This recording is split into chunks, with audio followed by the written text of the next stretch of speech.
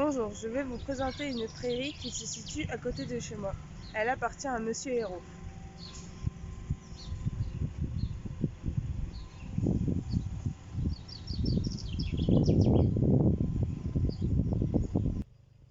Cette parcelle mesure 2,36 hectares.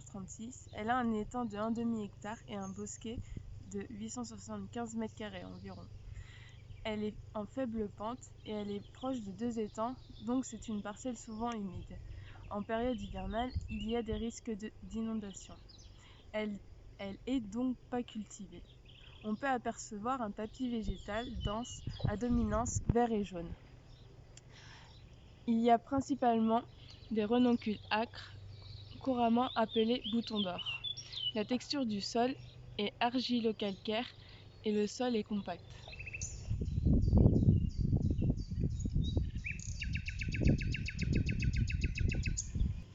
La haie est composée de ronces, mûriers, orties et d'épines. Les haies se trouvent sur un peu plus de la moitié de la parcelle et on peut apercevoir une clôture pour le pâturage des vaches charolaises. Le propriétaire les met vers l'été. C'est une prairie naturelle, nous sommes sur des plantes graminées et légumineuses.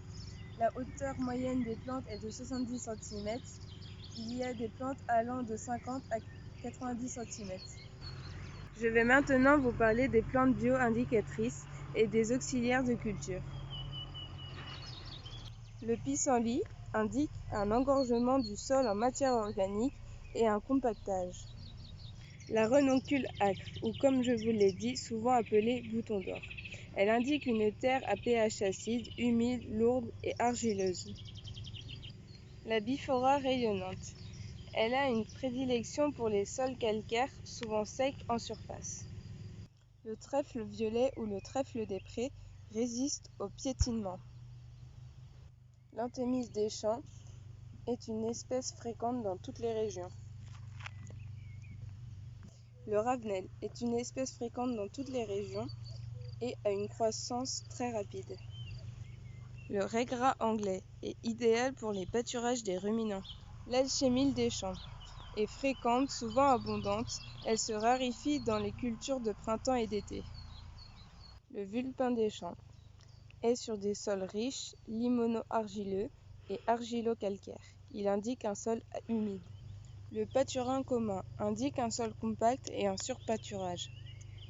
Le rumex crépus indique un engorgement en eau et en matière organique du sol. L'ortie royale indique une terre humifère et un sol azoté. C'est pour cela qu'on le trouve près des haies.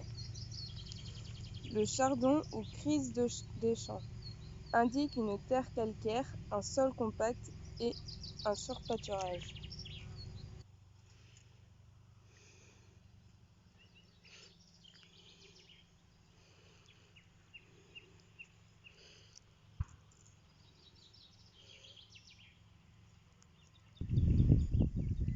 Les auxiliaires de culture que j'ai observés sur cette prairie sont des fourmis, des tipules, des moucherons, des araignées, des limaces, des capricornes, des escargots, des libellules, des pucerons, des scarabées, des papillons, des calidis sanguines et des coléoptères gras noirs et rouges.